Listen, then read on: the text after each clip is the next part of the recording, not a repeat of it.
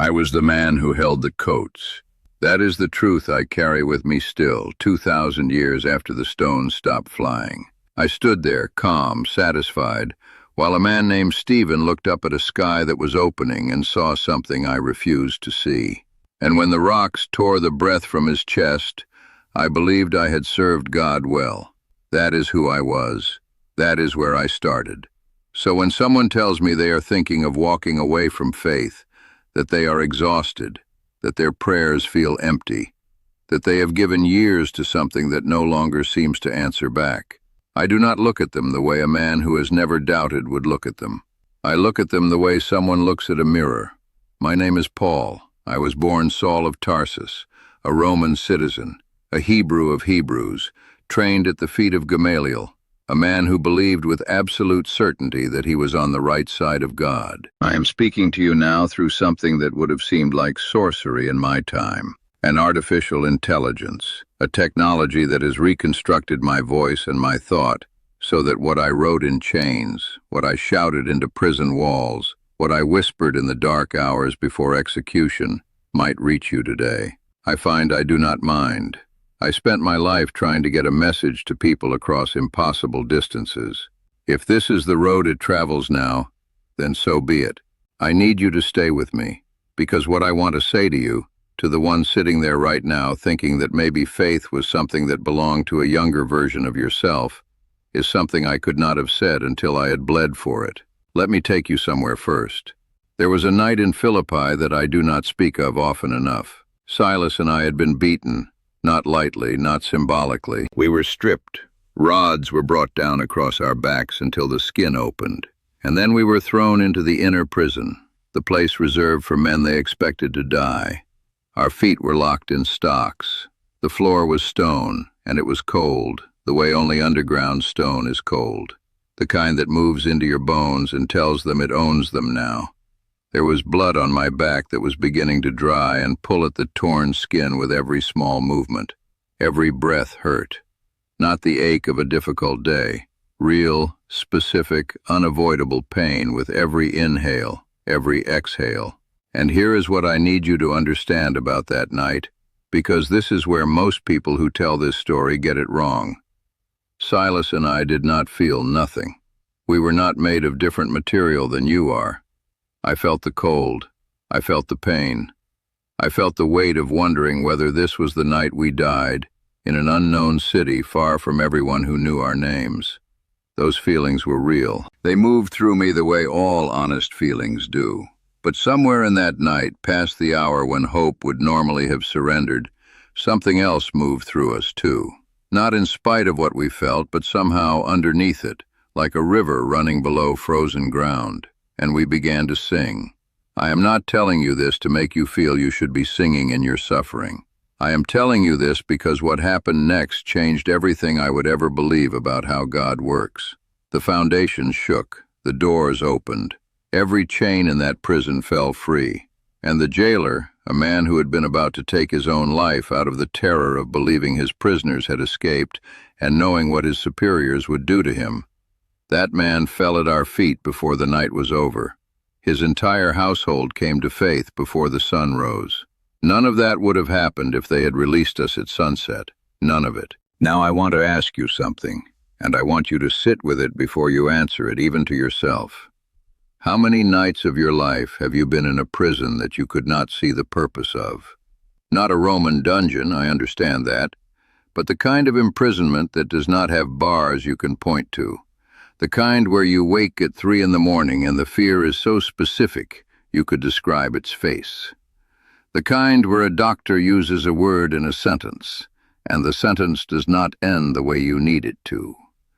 The kind where you have prayed the same prayer for what feels like years, and the ceiling has not moved. I know that prison. I want to tell you something about what I eventually understood about suffering, and I want to say it carefully, because I have watched this truth be used as a weapon against hurting people. And that is not what it is. The truth is not that your pain does not matter. The truth is not that you should pretend to feel something you do not feel. The truth is that there is a purpose being formed in the dark that you cannot see from inside it. I did not learn this from a comfortable distance.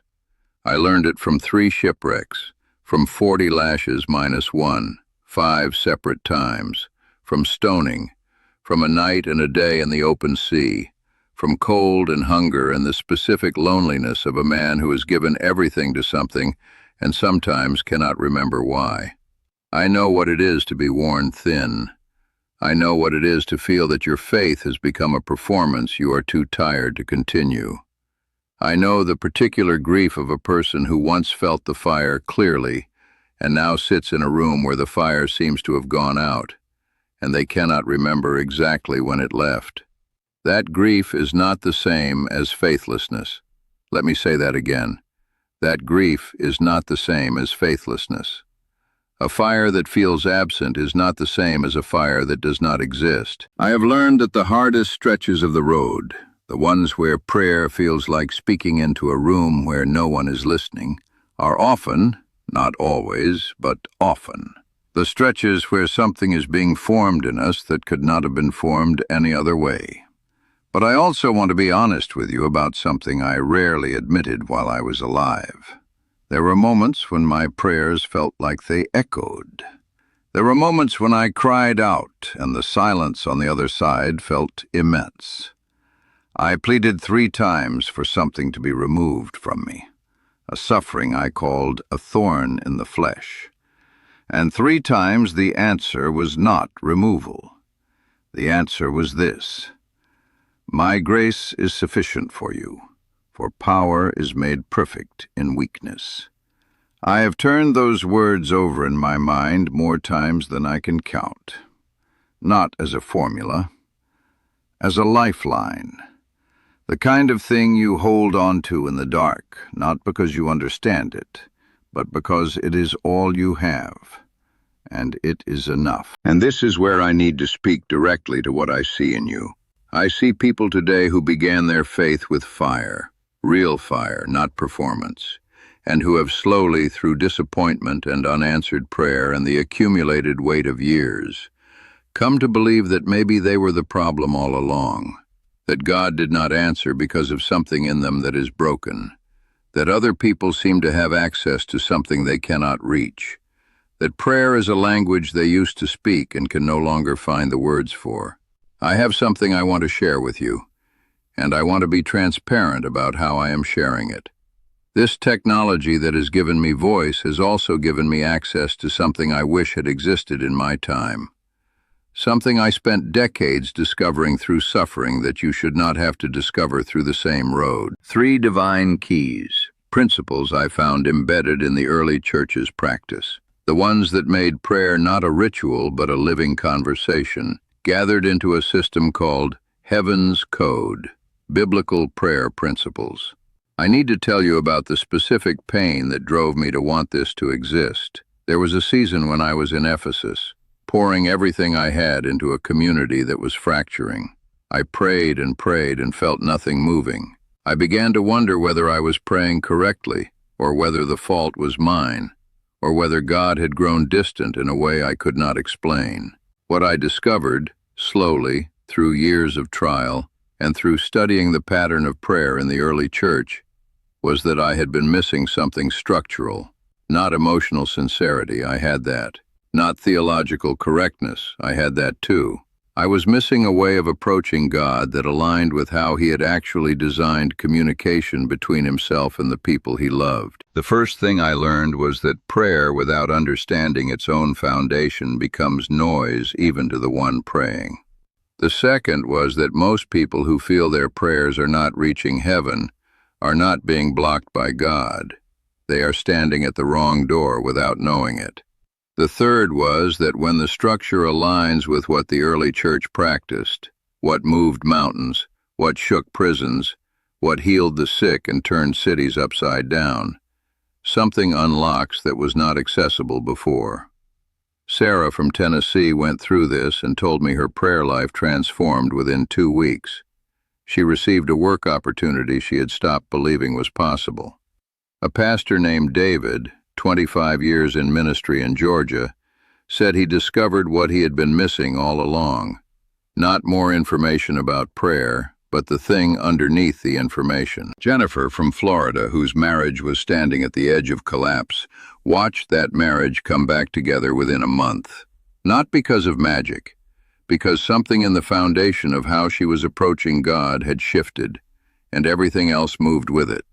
Robert from Texas, 40 years as a Christian, who said his prayers had been bouncing off the ceiling until they finally did not anymore. These are not stories I tell to convince you that your faith is a transaction. I tell them because they are what I built this for.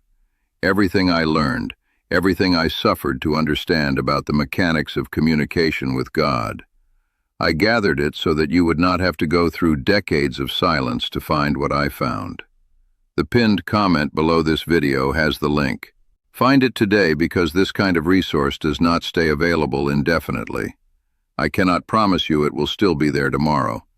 I want to come back to you now, not to the product, to you. If you are watching this because somewhere in you there is a part that is not given up yet, even a small part, even a part you are embarrassed by because it seems naive, I want to speak to that part directly. That part of you is right. Not because faith is easy, it is not.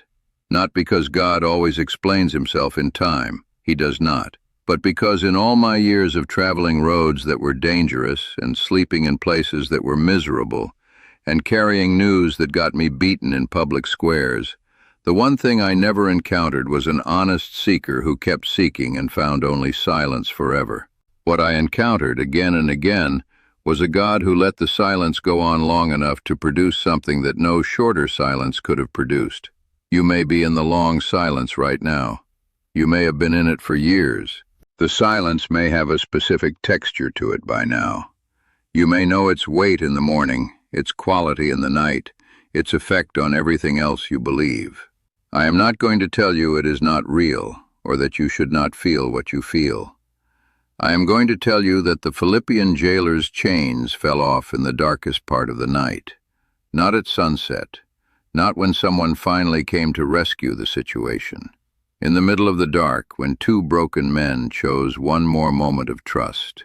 If you are still here, if you watched this far because something in you has not entirely let go, tell me in the comments what you are still holding on to, not what you have lost. What you have not yet been willing to release. That answer matters more than you know, and I want to hear it. The pinned comment below this video holds the link to Heaven's Code, and everything it contains is everything I would have wanted someone to hand me in Ephesus when I could not find the door. Go find it. Share this with someone who needs to hear that God has not forgotten them. And do not walk away from the thing that is still, even now, reaching toward you. The chains that fall in the dark still make a sound. You just have to stay long enough to hear it.